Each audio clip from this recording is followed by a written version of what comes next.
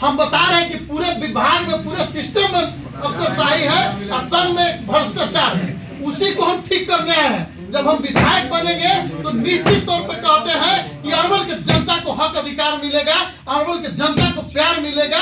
और जब हम विधायक बनेंगे तो मैं वादा करते हैं, आप रिकॉर्ड कर लीजिए कि 365 दिन हमारा जो विधायक का एमएलए फ्लैट होगा वो जनता के लिए समर्पित रहेगा और जनता को रहने और खाने के लिए 365 दिन वहां पर व्यवस्था होगी। और हर पंचायत में, हर गाँव में एक सहायता केंद्र खोलने का काम करेंगे हम, और सहायता केंद्र से आम लोगों की समस्या को दूर करने का काम करेंगे। सर एक क्वेश्चन और है। हाँ बताइए। तो दिया कि शिक्षा एकदम जर्जर स्थिति में है और शिक्षा को हमको ठीक करना है। तो यहाँ जब हम विधायक बनेंगे तो निश्चित तौर पर हम कह रहे हैं कि यहाँ के पूरा शिक्षा व्यवस्था को मैंने दुरुस्त और सुदृढ़ करने का काम करेंगे। यहाँ के अधिकारी पदाधिकारी को हम क्लास लगाने का काम करेंगे। अगर यहाँ के अधिकारी पदाधिकारी फोन नहीं उठाएंगे, प्रतिनिधि की बात नहीं सुनेंगे, तो हम बताने का काम करेंगे कि सिलेक्टेड और इलेक्टेड में कितना पावर है। जनता से इलेक्टेड होकर हम जाएंगे और सिलेक्टेड और इलेक्टेड को उनको परिभाषा सिखा देंगे। यही हम बताने का काम कर रहे हैं आप लोग प्रिंट बंधुओं के साथ कि वो सिलेक्टेड होके आए हैं और हम जनता के बीच से इलेक्टेड होके जाएंगे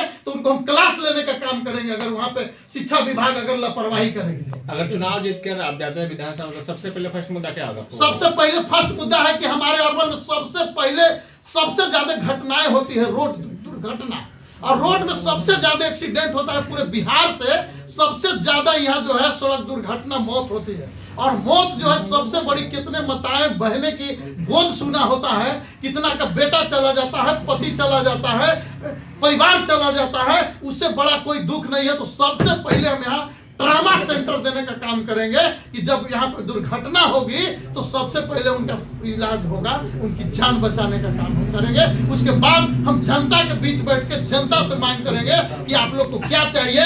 हर गांव से जो मांग होगा, लोगों का जो डिमांड होगा, उसको सबसे पहले हम पूरा करने का काम करेंगे। और भ्रष्टाचार जब खत्म होगा अरवल से तो निश्चित तौर पर अरवल का विकास तेज गति से होगी और अरवल का कायाकल्प बदलेगा। जब तक अरवल में परिवर्तन नहीं आएगा तब तक अरवल का विकास नहीं होगा। यहाँ पर जो दो उम्मीदवार आए हैं, एनडीए का और इसका इंडिया गठबंधन का, ये दोनों अभी इनको जो इंडिया के जो उम्मीदवार आए हैं मनोज शर्मा, इनको अभी अरवल के जो कहां से कहां तक अरवल विधानसभा का सीमा है ये भी पता नहीं है। ना ही कोई जनता को जानते हैं, पहचानते हैं, ना अरवल की मालिक जनता इनको पहचानती है, ना इनका कोई अरवल में प्रभाव है और ना अरवल में कोई इनका योगदान रहा है। तो ऐसे पैराशूट उम्मीदवार को, ऐसे जो हवाई उम्मीदवार को अरवल की जनता भली भांति जान चुके हैं, इनको बैरन वापस भेजेंगे। हमको यही उम्मीद है। अरवल की महान जनता इस बार अरवल की बेटा को, अरवल के नेता को अरवल के कुर्सी पर बैठा के अरवल को विधायक बना के सदन भेजने का काम करेगी और अरवल का उजाड़ आवाज उठाने का काम करेगा। अगला बिहार के मुख्यमंत्री आप किनको देखना चाहते हैं? अगला बिहार के मुख्यमंत्री बिहार की जनता तय करेगी। अब हम इसको तय नहीं करेंगे, बिहार की जनता तय करेगी। उसका निर्णय लेने वाले अभी बहुत शीर्ष नेता हैं और पार्टी के लोग हैं कि बिहार की जनता तय करेगी, हम तय करने वाले नहीं है। कि लोकतंत्र में जनता मालिक है, जनता सर्वोपरि है, जनता जिसको जनादेश देगी वो मुख्यमंत्री बनेगा। महिलाओं को आप क्या संदेश देना चाह रहे हैं? महिलाओं को हम कहेंगे कि आधी आबादी महिला को मैं सम्मान करता हूँ कि महिला का जो हक अधिकार के जहाँ बात होगा, जहाँ पे उनको लड़ने की जरूरत होगा, उनको हक अधिकार की बात होगा, उनके लिए हम मजबूती से आवाज उठाएंगे। एक एक चीज उनका हम मांग करेंगे। महिलाओं के लिए अरवल में हम देखते हैं कि महिलाएं तड़पती रहती है, कहीं पे पेयजल की व्यवस्था नहीं है, कहीं पर यूरिनल की व्यवस्था नहीं है। बाजार में महिलाएं आती है तो शौच के लिए उनको वापस घर जाना होता है, टॉयलेट के लिए वापस घर जाना होता है। तो हम एक ऐसा अरवल में व्यवस्था बनाएंगे कि सुलभ शौचालय में जाके अपना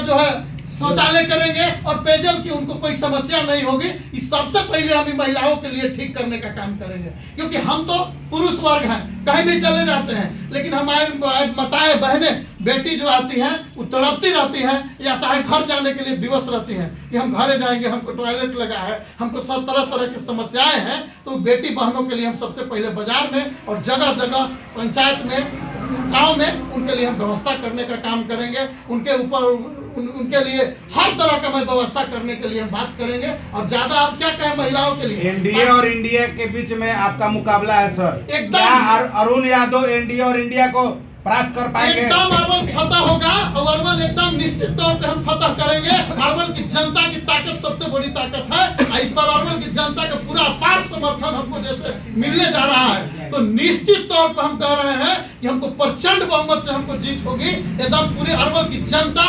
त्राहिमाम है और एक ही अवसर बचा है, अरुण कुमार। अब की बार अरुण कुमार, अरवल की जनता है तैयार। अब की बार अरुण कुमार, सबसे आगे अरुण कुमार, अरवल की मांग है सबसे आगे अरुण कुमार। अब की बार अरुण कुमार, अरवल मांगे अरुण कुमार। पूरा जनता में ही चर्चा चल रहा है और यार अरवल की जनता के पास कोई ऑप्शन नहीं है। अरवल की जनता इस बार अरवल की बेटा को, अरवल की नेता को अरवल की कुर्सी पर बैठा के अरवल को और सदन में भेजने का काम करेगी, तब जाके अरवल का हक अधिकार मिलेगा।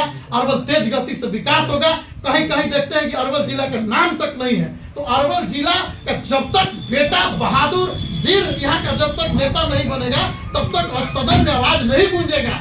और जब तक आवाज नहीं गूंजेगा, तब तक अरवल का कभी विकास नहीं होगा। तो इसलिए अरवल की जनता इस बार माले महानंद से और एनडीए के उम्मीदवार दोनों के नकार के इस बार त्रिकोणीय लड़ाई होगी और निश्चित तौर पे हम अरवल को फतह करके और प्रचंड बहुमत से जीत के सदन जाने का काम करेंगे। जनता हाँ जी कि चुनाव आप भी लड़ रहे हैं, आपके जो जनशक्ति जनता दल पार्टी है, जी जी अन्य पार्टी से भी बहुत सारे उम्मीदवार हैं। हाँ, खेरौल विधानसभा सही। से कितना बड़ा मुकाबला आपको लगता है? देखिए, क्या हम लोग मुकाबला करने नहीं आए हैं। हम लोग आए हैं कि सब कुछ सत्ता के लिए आया है, सरकार बनाने आए हैं, लेकिन हम व्यवस्था को ठीक करने आए हैं। हमको सेवा करने आए, हम मेवा के लिए नहीं आए हैं। तो हम लोग अभी सत्ता और सरकार के लिए नहीं आए हैं, हम लोग अरवल के व्यवस्था को ठीक करने आए हैं। व्यवस्था ठीक होगी तो सारा चीज ठीक होगा। सरकार बनाने नहीं आए।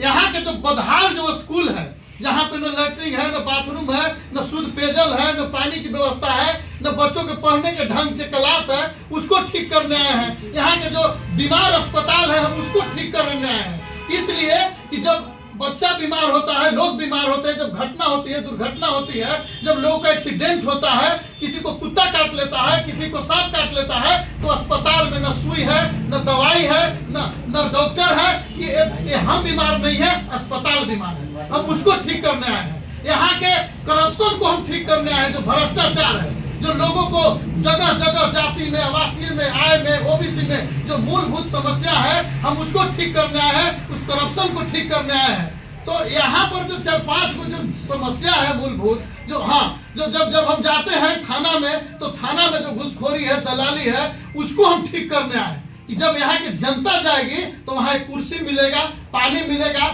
मान सम्मान मिलेगा। ये हम ठीक करने आए हैं। हमको यहाँ पद की चिंता नहीं है। अरुण यादव भूतपूर्व सैनिक, हम अपना पद को छोड़ के आए हैं, तो हम पद के लिए हमको चिंता नहीं है। अरवल की व्यवस्था की चिंता है और हम व्यवस्था को ठीक करने आए हैं। आप बहुत अच्छा सवाल किए हैं, इसके लिए बहुत बहुत धन्यवाद आपको। तो जनता